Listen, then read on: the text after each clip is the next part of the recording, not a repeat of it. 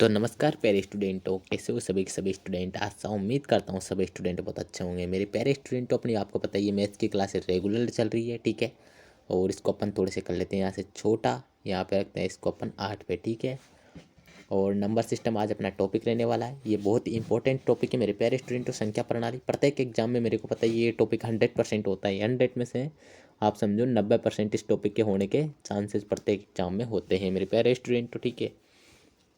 जिसके भी सिलेबस में मैथ है ना, मैथ मैथ मतलब गणित, जिसके भी सब्जेक्ट में है ना, उसमें ये टॉपिक तो 100% रहता ही है। पार्ट 1 आज अपन पढ़ने वाले हैं फॉर ऑल एग्जाम, सभी एग्जामों के लिए। एच के सर आपको पढ़ाने वाले हैं क्या, मैथ्स और रीजनिंग की गारंटी मेरे ऊपर छोड़ दो आप, गारंटी है मेरी। मैथ्स और रीजनिंग में आपका एक नंबर, सिंगल नंबर बाहर नहीं जाने दूंगा, ठीक है मेरे प्यारे स्टूडेंटों। तो अपना पार्ट 1 पहला क्लास पहला क्वेश्चन देखे। क्वेश्चन आप लोगों की स्क्रीन के सामने आ चुका है। फटाफट तरीके से मेरे को बस इंतजार रहेगा तो आपके आंसर का रहेगा, है ना। क्वेश्चन क्या कह रहा है, फर्स्ट नंबर का क्वेश्चन है। संख्या x तथा y की संख्या, y की एक संख्या 347 XY के दो अंक इस प्रकार हैं कि संख्या 80 से पूर्णतया विभाजित हो जाती है, तो एक्स वाई का मान क्या है। मेरे को कमेंट करके बताओ। x प्लस वाई का मान आपसे पूछा है, x प्लस वाई का मान कैसे होगा सर जी। देखो क्वेश्चन क्या कह रहा है, x तथा y की संख्या, x तथा y की संख्या कौन कौन सी दे रखी है आपको, 3 4 7 XY, है ना। इसके दो अंक इस प्रकार हैं कि वह 80 से डिविजिबल है। 80 से डिविजिबल मतलब 80 से विभाजित मतलब 80 से डिविजिबल है ना। 80 का उसमें पूरा पूरा भाग जा रहा है। समझ पा रहे हैं आप लोग मेरी बात, समझ पा रहे हो आप मेरी बात। 80 से पूरी तरह भाज्य है मतलब, है ना। तो पक्का आपके वाई तो जीरो रही होगी, पक्का वाई तो क्या रही होगी, जीरो रही होगी। वाई का मान तो क्या आ चुका है आपके, जीरो का, ठीक है। तो अब आपको किसका मान निकालना है, 3x0/8, ठीक है। 80 तो आपको पता है ये पक्का जीरो रही होगी, क्योंकि 80 का भाग अगर आप देना चाहो तो यहाँ पे देखो, अगर मैं y की जगह एक रखता हूँ, y की जगह एक रखता हूँ, है ना। तो एक रखोगे तो मेरे प्यारे स्टूडेंट तो 80 का भाग आप जो है दो, मेरे को पता है 80 का भाग एक में कैसे दोगे, दे ही नहीं सकते। एक में 80 का भाग अगर मैं लास्ट में इस संख्या को मान लो 3 4 1 दो, एक्स की मान मैंने दो मान लिया, 80 लिख दिया लास्ट में, तो फिर इस एक में 80 का भाग जाएगा ही नहीं, 100% नहीं जाएगा, है ना। लेकिन आपको बोला है 80 से पूर्णतया विभाजित है, मतलब जीरो अगर आप यहाँ पे लगा देते हो तो विभाजित हो सकती है। समझ पा रहे हो आप मेरी बात, है ना। आपने बोला हाँ सर समझ पा रहे हैं, ठीक है। तो y का मान तो क्या रहा होगा, जीरो रहा होगा। अब 3x0 में 8 का भाग देना है अपने को। अब x की जगह में कितना रखूँ, x की जगह में कितना रखूँ कि जो है 7 प्लस, एक मिनट अच्छे से समझा देता हूँ। अब आपके पास बच चुका है 7 प्लस एक्स प्लस जीरो, ठीक है। 8 से आपको काटना है, तो मैं यहाँ पे बताओ x की जगह कितना मान रखूँ, x की जगह कितनी रखूँ कि वो जो है 1 2 3 4 कितना रखूँ ताकि वो 8 से पूरी तरह डिवाइजिबल हो जाए। आपने बोला सर 71, 71 में मेरे प्यारे स्टूडेंट तो 8 का भाग नहीं जाता है, इसलिए अपन एक तो नहीं रख सकते। एक तो y बराबर तो क्या है आपके जीरो, एक तो नहीं रख सकते। आपने बोला सर 72 रख दो, 72 रख दो, 72 पूरी पूरी भाग भाग जा रहा है 8 का, इसलिए एक्स का मान कितना आ गया आपने पास 2, है ना। अब आपसे पूछा है यहाँ पे क्या पूछा है आपसे, एक्स प्लस वाई का मान, तो 2 प्लस जीरो का मान बराबर जीरो, सॉरी 2, तो 2 अपना यहाँ पे करेक्ट आंसर आ चुका है ए वाला। समझ पा रहे हैं आप लोग क्वेश्चन मैंने कैसे किया और क्या किया क्वेश्चन में, ना समझ गए हो ना। क्वेश्चन के लैंग्वेज, क्वेश्चन का पूरा स्ट्रक्चर पहले समझे। एक संख्या एक्स तथा वाई की संख्या 3 4 7 XY के दो अंक इस प्रकार हैं कि संख्या 80 से पूर्णतया विभाजित हो जाती है, तो x प्लस वाई का मान क्या होगा, है ना। तो संख्या कौन सी है सर, 3 4 7 XY, ये क्या है 80 से पूर्णतया डिविजिबल है। अगर 80 से डिविजिबल है तो y का मान तो 100% जीरो रहा होगा, है ना। y का मान जीरो रहा होगा तभी तो पूरी संख्या विभाजित होगी, ठीक है। अब यहाँ पे 8 का निकालने के लिए अपने को क्या करना पड़ेगा, 7 plus x plus zero upon 8। समझ पा रहे हो आप लोग। तो x की जगह में कितना रखो ताकि वो 7 के साथ जुड़ के उतनी वे संख्या बन जाए जिसमें 8 का पूर्णतया भाग जाए। सर आपने बोला 2 रख लो, क्योंकि 72 बन चुका है। कितना बन चुका है, 72 बन चुका है। 72 में पूरी तरह 8 का भाग जा रहा है, इसलिए अपने x का मान कितना माना, 2 मान लिया, ठीक है। तो 2+0 = 2। Correct answer option number A. समझ गए। नेक्स्ट क्वेश्चन पर चलते हैं अपन। तो ये आ चुका है आप लोगों की स्क्रीन के सामने नेक्स्ट क्वेश्चन। फटाफट नंबर 2 नंबर का क्वेश्चन आप लोगों की स्क्रीन के सामने आ चुका है। नंबर 2, इसका फटाफट तरीके से आंसर दें। 60 तथा 80 के बीच आने वाली अभाज्य संख्याओं का मतलब योग आपसे मतलब पूछा है।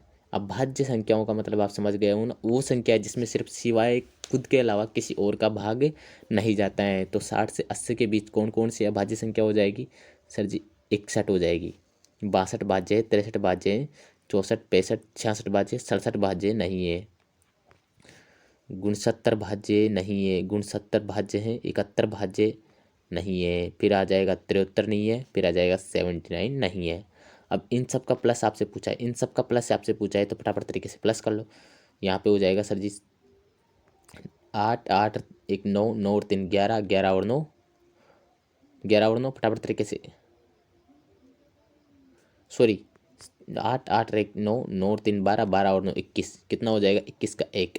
अभी इन सब का ये लास्ट में कितना है? एक। एक तो सिर्फ आपके ऑप्शन नंबर सी में दे रखा है लास्ट में, इसलिए सी इसका करेक्ट आंसर हो गया। समझ पा रहे हैं आप लोग मैंने क्या किया? मैंने क्या किया?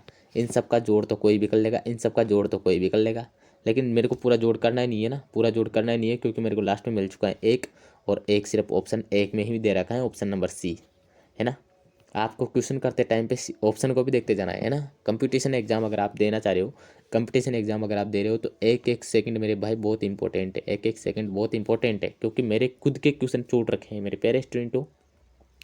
यहाँ पे BSTC 2023, BSTC 2023 का मैंने एग्ज़ाम दिया था, उसमें मेरे खुद के क्वेश्चन छूट रखे हैं, 12 क्वेश्चन मेरे रीजनिंग में छूट रखे हैं, क्योंकि मैंने जो है टाइम पर ध्यान नहीं दिया, इसलिए सॉरी मेरी गलती नहीं, उसमें टाइम पे मैंने ध्यान दिया था, बट मेरे क्या है, जो हमारे एक रूम में मैम आई थी उसने क्या है पेपर पहले उल्टे बांट दिए फिर सुलटे किए, मतलब जो पहले उनको मतलब पहले तो उल्टे बांटते फिर उनको सीधा करने में जो है आधा घंटा यहाँ पे हमारा आधा घंटा बर्बाद कर दिया, और आधा घंटा बर्बाद किया उसका हमारे मेरे खुद के 12 क्वेश्चन छूटे।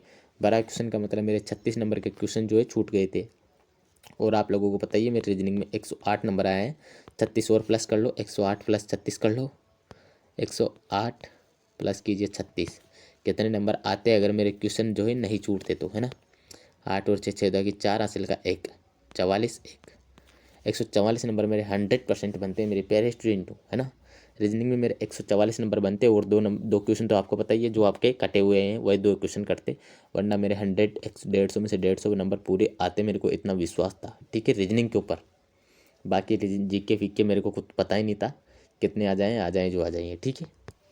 समझ पा रहे हैं आप लोग मैंने क्वेश्चन कैसे किया? 2 नंबर का क्वेश्चन कैसे किया? 80 60 तथा 80 के बीच आने वाली अभाज्य संख्याएं कौन सी? 61, उसके बाद 67, उसके बाद 71, 73 और 79, इनका योग किया तो मेरे को लास्ट में सिर्फ एक मिल रहा है, और एक सिर्फ ऑप्शन नंबर सी में है, सी करेक्ट आंसर हो गया है। नेक्स्ट क्वेश्चन पर चलते हैं अपन। 3 नंबर का क्वेश्चन आ चुका है। एक संख्या अपने व्युत्क्रमानुपाती के 58 गुना से 3/4 बड़ी है, वो संख्या कौन सी है? अब आप इस क्वेश्चन का आंसर कैसे करोगे? कोई संख्या है x, वो क्या है? वो क्या है? अपने 58, वो संख्या क्या है? वो संख्या क्या है? 1/x इंटू 58, ये किसके बराबर है? अपने 3/4 से बड़ी है। समझ पा रहे हैं आप लोग इसे? तो x का मान आपको यहाँ से निकालना है। x का मान कैसे निकालोगे? x minus x minus 58 upon x बराबर 3/4, ठीक है मेरे प्यारे student. X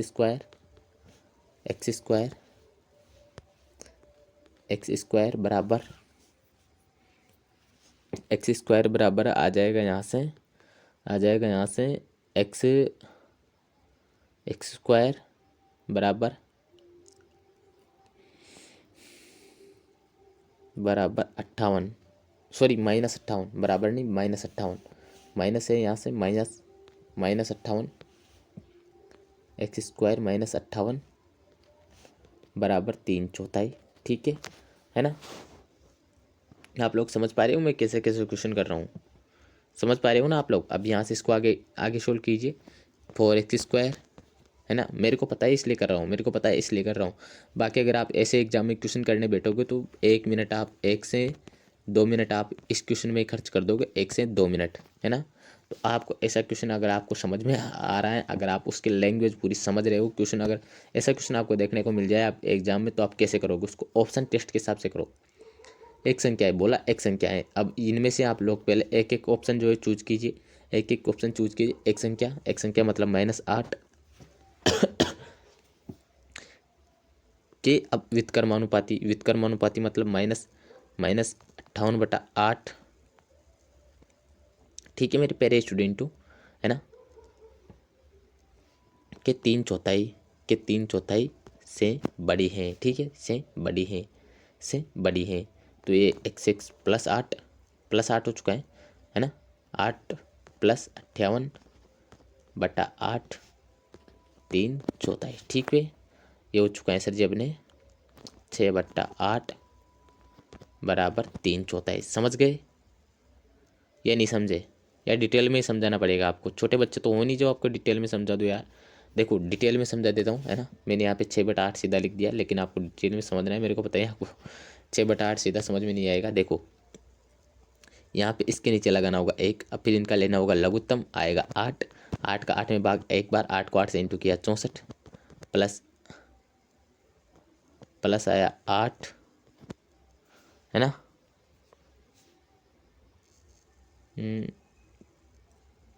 minus minus minus का 8 के अपने व्युत्क्रमानुपाती के, यहाँ पे प्लस माइनस हो चुका है, माइनस माइनस प्लस, सॉरी अपन ने यहाँ पे मिस्टेक कर दी। यहाँ पे माइनस नहीं होगा, ओनली यहाँ माइनस रहेगा, माइनस के 8, इसलिए माइनस, है ना। तो ये कितना हो जाएगा, -3/3। ठीक है, समझ पा रहे हो आप लोग? अरे यार समझ गए या नहीं समझे? क्वेश्चन का लैंग्वेज देखो, आपको समझना है, क्वेश्चन का स्ट्रक्चर और आंसर कमेंट करना है। ठीक है, अगर आप क्वेश्चन की लैंग्वेज जो समझ ही रहे हो तो उसको अच्छे से कीजिए। यहाँ पे क्या रखा है, -8, तो -8 प्लस क्या है वो 58, अपने व्युत्क्रमानुपाती मतलब 58 बट्टा जो है 58 के इंटू मतलब अपने व्युत्क्रमानुपाती के 58% से बड़ी, 3/4 बड़ी है ना। 3/4 बड़ी मतलब इनसे इससे बड़ी होनी चाहिए, है ना। Left and RHS and LHS दोनों बराबर आने चाहिए। ठीक है, तो यहाँ पे ये गया -64 + 58/8 बराबर 3/4। समझ पा रहे हैं आप लोग, है ना। तो ये आ चुका है माइनस, यहाँ पे मैंने माइनस करना है, माइनस आपको दिखाने के लिए थोड़ा सा बड़ा करूँगा, -6/8 बराबर 3/4, है ना।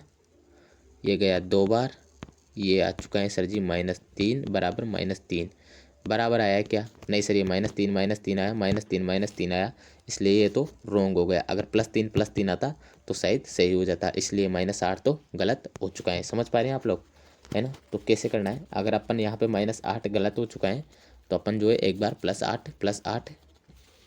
+8 लेके देखेंगे, तो +8, ठीक है, +64 सॉरी 58/8 किसके बराबर होनी चाहिए, अपने 3/4 इसके बराबर होनी चाहिए। ये आ चुका है 64 + 58/8 बराबर 3/4। समझ पा रहे हैं आप लोग, है ना।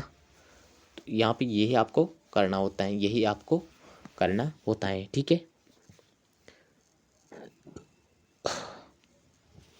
इन दोनों को जो है आप जोड़ लो, इन दोनों को जोड़ लो, 6 8 और 4 को जोड़ोगे तो सर जी 12, 1 6 5 11 और 1 12, 122/8 बराबर 3/4। समझ पा रही हैं आप लोग?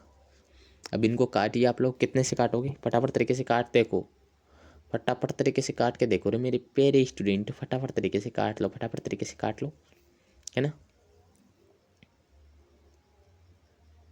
1 मिनट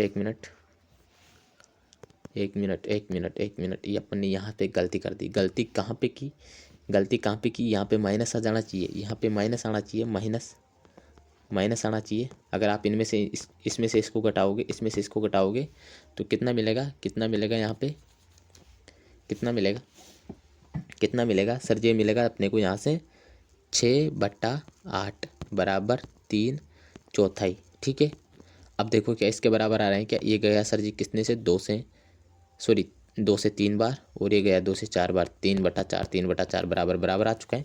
इसलिए अपना आंसर हो गया ऑप्शन नंबर डी 8। समझ पा रहे हैं? नहीं समझे है ना? आप लोग अभी यह बोलोगे मेरे को कि सर जी अपने यहाँ पे पहले भी प्लस लिखा और अब भी प्लस लिखा। ठीक है, वो भी आपको समझाता हूँ क्यों लिखा मैंने प्लस।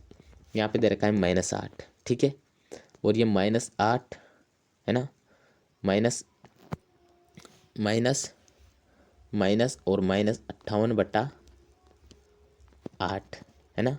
इसलिए ये माइनस और माइनस इंटू होके प्लस हो चुका था वहाँ पे। समझ पा रहे हैं आप लोग? समझ पा रहे हो आप लोग? माइनस माइनस इंटू होता है तो हमेशा प्लस होता है ना। ये आप लोगों को बता देता हूँ, माइनस इंटू माइनस करोगे तो हो जाएगा आपका प्लस, प्लस इंटू प्लस करोगे तो हो जाएगा आपका कितना? प्लस। ठीक है, माइनस इंटू प्लस करोगे तो हो जाएगा आपका माइनस, प्लस इंटू माइनस करोगे तो हो जाएगा आपका माइनस। समझ गए आप लोग? ये भी आपको याद रखना है अगर आप मैथ पढ़ रहे हो तो। ठीक है, अगर आप मैथ पढ़ रहे हो तो ठीक है ना, ये आपको याद होना बहुत ज़रूरी है। ठीक है ना? ठीक है ना? तो माइनस इंटू माइनस हो चुका था, इसलिए यहाँ पे दोनों तरीके दोबारा समझा देता हूँ, दोनों तरीके दोबारा समझा देता हूँ। तरीका क्या है अपना? एक संख्या है, एक संख्या के, एक संख्या अपने व्युत्क्रमानुपाती, अपने एक संख्या मतलब -8 है ना, -8 अपने व्युत्क्रमानुपाती मतलब -58/8 से 3/4 बड़ी है। ठीक है सर जी, कर दिया आपने। तो फिर -8 इंटू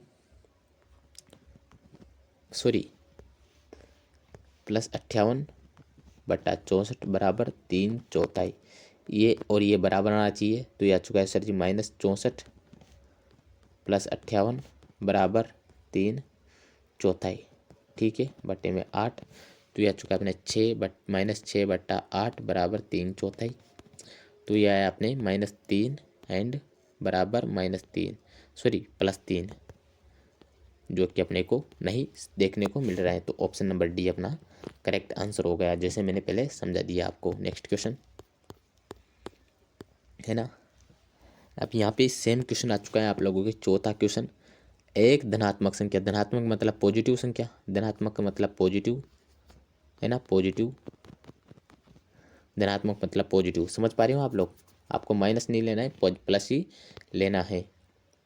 संख्या 4 में से 4 कम करने पर बोला, x-4 कम करने पर वह उसके व्युत्क्रमानुपाती मतलब x1/x के 21 गुणा के बराबर के बराबर हो जाती है। समझ पा रहे हैं आप लोग? के बराबर हो जाती है मतलब x-4 अगर आप करोगे तो वो क्या हो जाएगी सर जी? वो हो जाएगी 21/x है ना, 21/x। तो यहाँ पे चाहो तो आप इसको भी सोल्व कर सकते हो, यहाँ पे चाहो तो इसको भी सोल्व कर सकते हो। कैसे सोल्व करोगे? यहाँ पे देखो x² -4x बराबर 21 बराबर 21। ठीक है, ठीक है ना। तो x² -4x -21 इक्वल टू 0। समझ गए? समझ गए? तो ए ले लिया आपने, x² -7x + 3x + 3x -21। समझ गए है ना? समझ गए? तो ये आ चुका है आपके x, ये आ चुका है x कॉमन, ये बचेगा x -7x, x -7 और ये यहाँ पे 3 कॉमन है ना, 3 थोड़ी आएगा, ये आ जाएगा 3x, 3x में भाग दोगे तो x -21। ठीक है, x -x, x की वैल्यू क्या क्या नहीं आई आप आई आपके x बराबर, तो एक तो आया 3 सॉरी एक तो आया -3, ये अपने को माइनस बाहर लेना पड़ेगा -3 है ना, और एक आया आपने x बराबर 7। 2 वैल्यू आ चुके हैं, लेकिन आपको बोला है यहाँ पे धनात्मक, तो ऑप्शन नंबर सी सॉरी 7 अपना करेक्ट आंसर हो जाएगा, क्योंकि अपने को सिर्फ धनात्मक लेना है। तो धनात्मक only option number D B अपना यहाँ पे करेक्ट आंसर हो जाएगा। लेकिन अगर आप यहाँ से इतना बड़ा क्वेश्चन करोगे तो आपको जो है 1 से 2 मिनट यहाँ पे मेरे को भी 1 से 2 मिनट तो लगे हैं, आपको 4 से 5 मिनट 100% इस क्वेश्चन में लगने हैं। आपको 5 मिनट इस क्वेश्चन में जो है बचाने हैं, 5 मिनट इस क्वेश्चन के बचाने हैं। तो देखो क्या करना है, आपको करना है ऑप्शन टेस्ट। क्या करना है, ऑप्शन टेस्ट। देखो 7 को अपन यहाँ पे लेके देखते हैं। बोला एक ऋणात्मक संख्या मतलब 7 में से 4 कम करने पर, 7 में से क्या करने पर, 4 करने पर वो क्या हो जाती है अपने व्युत्क्रम। व्युत्क्रम मतलब 1/7 इंटू 21, ठीक है। तो 7 - 4 बराबर 21/7, 3 बराबर 3। आ गया ना correct answer, option number B, है ना, है ना। आपने बोला सर ए को टेस्ट करके बताओ, ए को टेस्ट करके देखते हैं। ए को टेस्ट करोगे तो 3 - 4 करोगे तो यही -1 हो जाएगा, है ना, क्योंकि इसमें से तो 4 जाता ही नहीं है, इसमें से तो 4 जाता ही नहीं है, 3 में से तो 4 जाएगा ही नहीं, इसलिए अपना option number B correct answer हो जाएगा। समझ पा रहे हो ना आप लोग, है ना। तो शॉर्ट तरीका आपको देखना है ना। अब मेरे को बहुत सारे स्टूडेंट ये पूछेंगे कि सर जी आपको कैसे पता चला कि यहाँ पे अपने को क्या करना है, ऑप्शन टेस्ट करना है।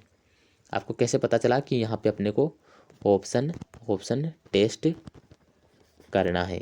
देखो मेरे प्यारे स्टूडेंट, ऑप्शन टेस्ट का जब पता चलेगा, जब आप क्वेश्चन की पूरी लैंग्वेज समझ लोगे, क्वेश्चन की पूरी लैंग्वेज समझ लोगे, उसका स्ट्रक्चर अच्छे से समझ लोगे, वो क्या कहना चाह रहा है, क्वेश्चन क्या कहना चाह रहा है और उसमें क्या दिए हुए हैं, अगर आप ये समझ गए तो फिर आपको क्वेश्चन समझ में आ जाएगा और आप समझ जाओगे कि यहाँ पे ऑप्शन टेस्ट आपको करना है ना।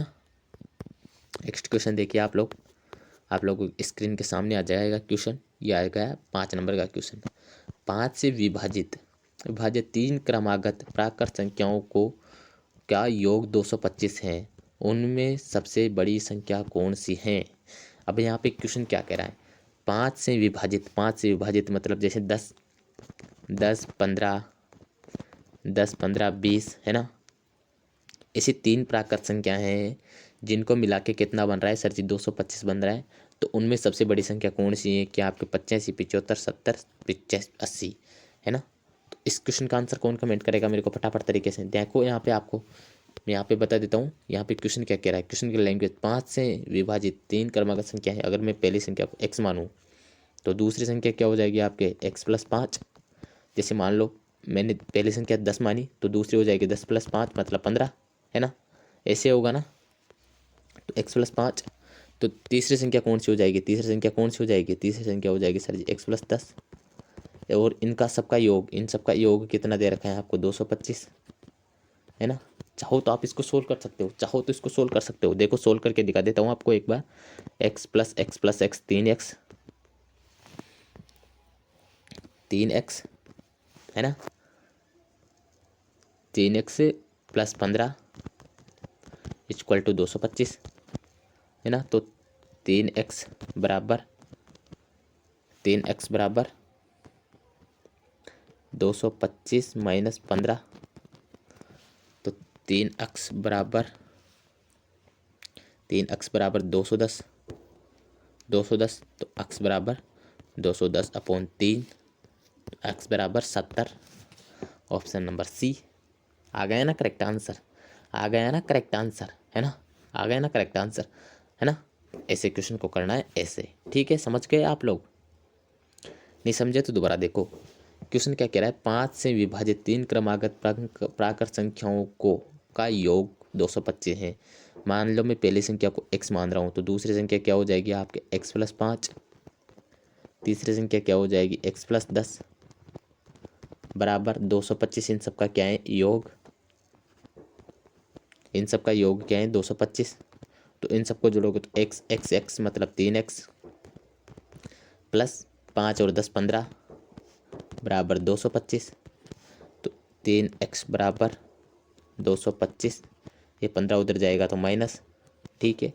तो 3x बराबर 225 में से 15 गए तो 210, तो x बराबर कितना आएगा, x बराबर 70 आपको देखने को मिलेगा, ठीक है। तो option number C correct answer हो गया है। नेक्स्ट क्वेश्चन देखिए, ये आ चुका है आप लोगों के सामने, बहुत ही शानदार क्वेश्चन। यहाँ पे क्वेश्चन क्या कह रहा है, 2 5 0 6 8 अंकों से बनी 5 अंकीय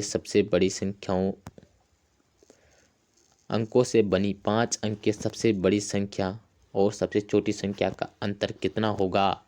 अब यहाँ पे देखो क्वेश्चन क्या कह रहा है। ये जो 5 नंबर आपके दे रखे हैं कौन कौन से, 5 अंक आपके दे रखे हैं कौन कौन से, 2, 5, 0, 6, 8।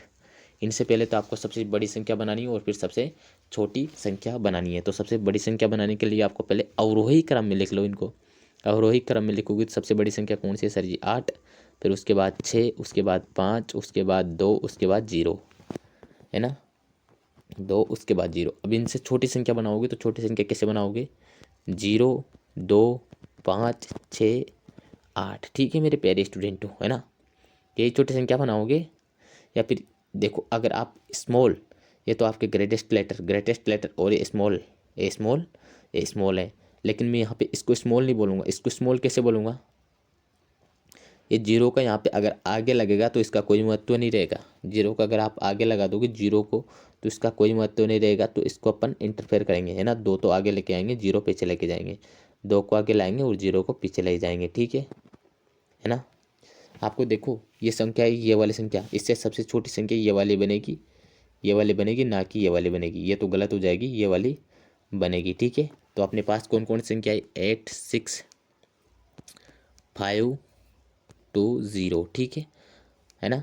अपने को क्या माइनस करना है इसमें से, 2, 0, 5, 6, 8, ये माइनस करना है। निकाल दो फटाफट, 10 में से 2 गया, 10 में से 8 गया तो 2, 10 में से 8 गया तो 2, 10 में से 8 गया तो 2, यहाँ पे बच चुका है 9, 9 में से 3 गया तो 5, सॉरी, यहाँ पे बच चुका है आपके एक बचेगा ना, और एक इधर से दाई उधार लिया, 11 में से 5, 6 गए तो 5, 4, 14 में से 5 गए तो 9, यहाँ पे बच चुका है आपके 5 और 6, 65,952, 65,952 ऑप्शन नंबर सी बोले तो करेक्ट आंसर। समझ गए आप लोग, है ना, समझ के शायद आपको ये वाला तरीका, यहाँ पे मैंने जो उल्टा किया ये वाला तरीका समझ में नहीं आया होगा, लेकिन आपको अगर आप अच्छे से देखो तो ये वाली जो संख्या है आपकी, इससे सबसे छोटी संख्या ये वाली बनेगी, ना कि ये वाली बनेगी। अगर आप ये वाले एग्जाम में बना दोगे तो आप रॉन्ग कर दोगे क्वेश्चन को, ठीक है। आपको क्वेश्चन की लैंग्वेज समझनी, क्वेश्चन क्या कहना चाह रहा है ना। नेक्स्ट क्वेश्चन देखिए फटाफट तरीके से, आंसर्स कमेंट करते रहे, बातें कोई नहीं करेगा। 2 पूर्णांकों का गुणनफल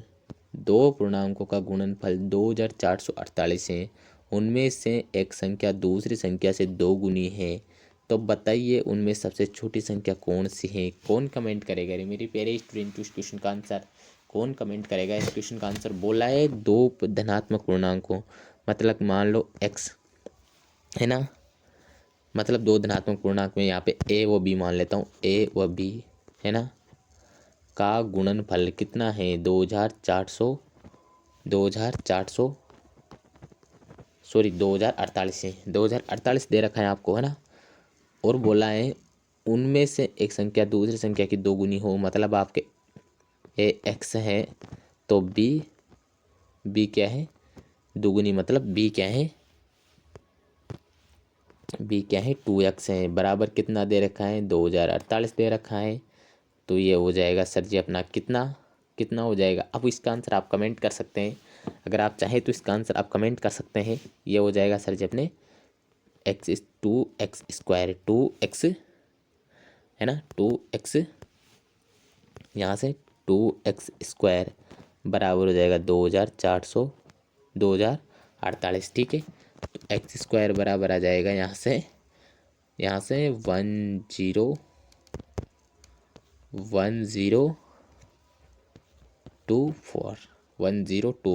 एक्स बराबर आ जाएगा √1024, एक्स बराबर आ जाएगा 32, है ना। अगर आपको ये पता नहीं है कि 1024 किसका रूट है तो गई भैंस पानी में, है ना, तो आपको रूट भी पता होने चाहिए। तो ये हो जाएंगे 32 के रूट, ऑप्शन नंबर ए इस क्वेश्चन का करेक्ट आंसर हो जाएगा। समझ गए क्वेश्चन, नहीं समझ में आया बच्चों को, क्वेश्चन नहीं समझ में आया, 100 में से 99% बच्चों को क्वेश्चन समझ में नहीं आया, ठीक है। दोबारा देखिए क्वेश्चन, दोबारा देखिए।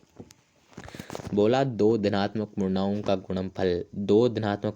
का गुणनफल, मतलब मैं पहले को भी x मान लेता हूँ और दूसरे को भी x मान लेता हूँ, का गुणनफल कितना दे रखा है, 2048 दे रखा है, 2048, ठीक है। यहाँ पे इसको बहुत सारे स्टूडेंट 48 भी बोलते हैं, 48 भी बोलते हैं, लेकिन मैं यहाँ पे इसको 48 ही बोलता हूँ। 48 2048 दे रखा है।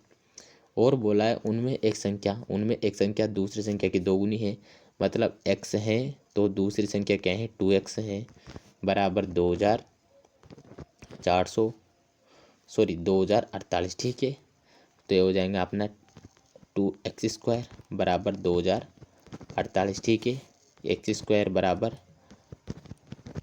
इनके नीचे जाएगा 2, तो ये आ जाएगा अपना x² बराबर आ जाएगा अपना 1024, है ना। अब वहाँ पे ये वाला स्क्वायर हटाने के लिए अपने को क्या करना होगा, स्क्वायर हटाने के लिए अपने को क्या करना होगा 1024 के ऊपर क्या लगाना होगा, रूट लगाना होगा। तो ये हमने लगा दिया रूट 1024 के ऊपर।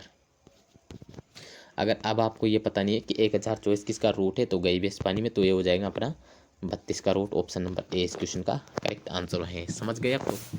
अब देखिए नेक्स्ट क्वेश्चन पर चलते हैं। क्लास शेयर करते रहे सभी स्टूडेंट। आप लोग क्वेश्चन क्लास को 20 प्लस नहीं करते हो ना, क्लास को अगर आप 10 प्लस नहीं करते हो तो मैं यहाँ पे डिमोटिवेट हो जाता हूँ, बहुत ही बुरी तरीके से डिमोटिवेट होता हूँ। क्योंकि कल रीजनिंग वाली क्लास भी आप लोगों ने 10 प्लस नहीं, सॉरी गई थी 15 तक गई थी, 15 तक चली गई थी, लेकिन 20 प्लस नहीं गई।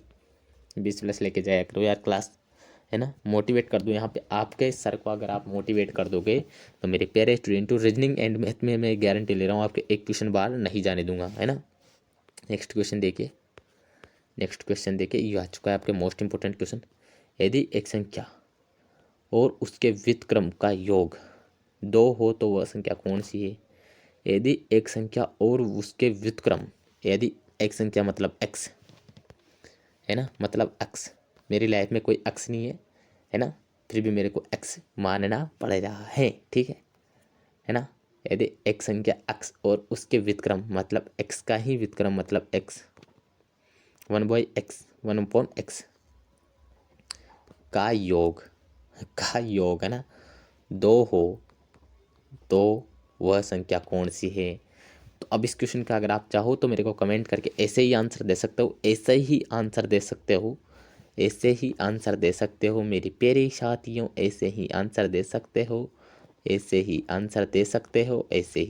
दे सकते हो। दोगे क्या आंसर, ये आ जाएगा अपने सर एक ऑप्शन नंबर 20 का करेक्ट आंसर आ जाएगा। ठीक है, अगर आपको देखो ये एक ऐसा क्वेश्चन है कि बहुत सारे एग्जामों में पूछा गया क्वेश्चन, इसको स्टार लगा लो पहले तो, है ना।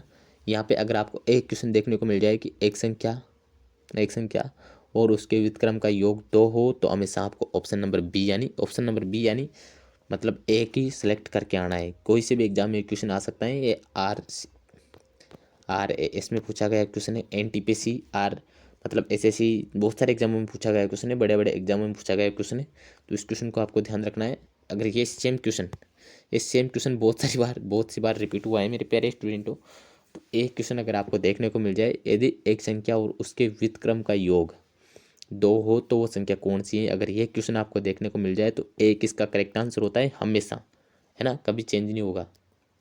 मतलब कोई सी भी संख्या, मान लो आपको 10 प्लस 2, है ना, कि व्युत्क्रम का योग अगर आपको देखने को 2 मिल जाए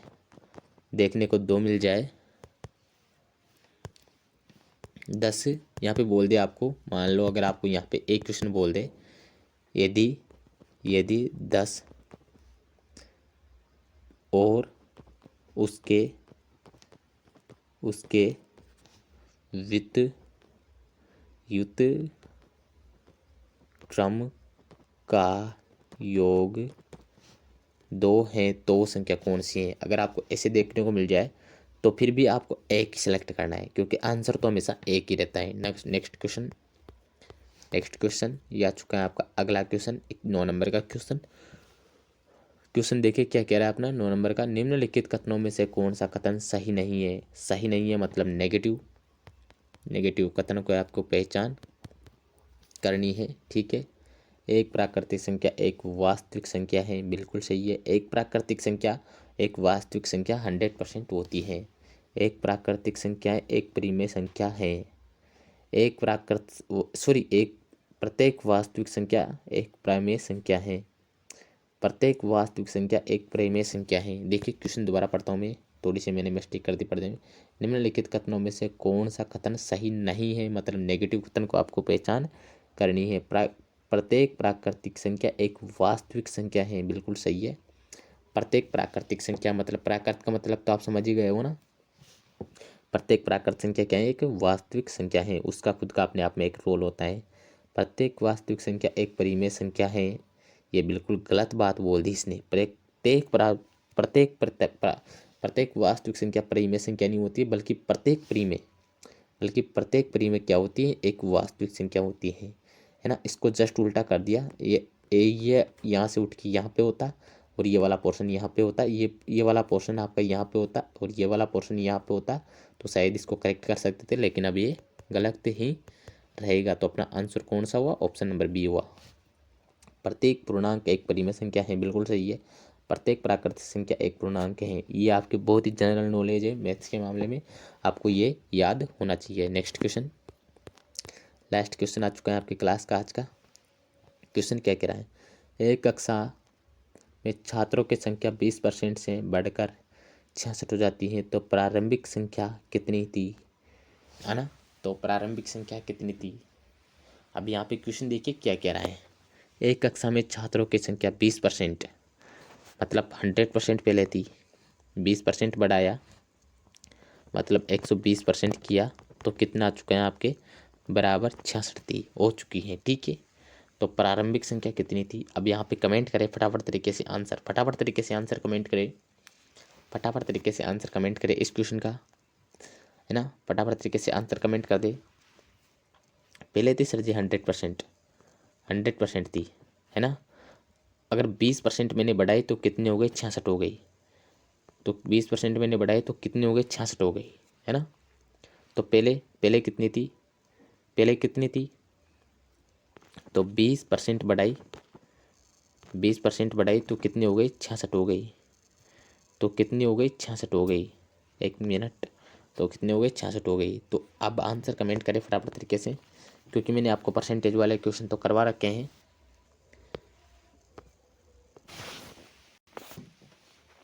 तो कितना होना चाहिए रे, आंसर कमेंट करें फटाफट तरीके से, आंसर कमेंट करें।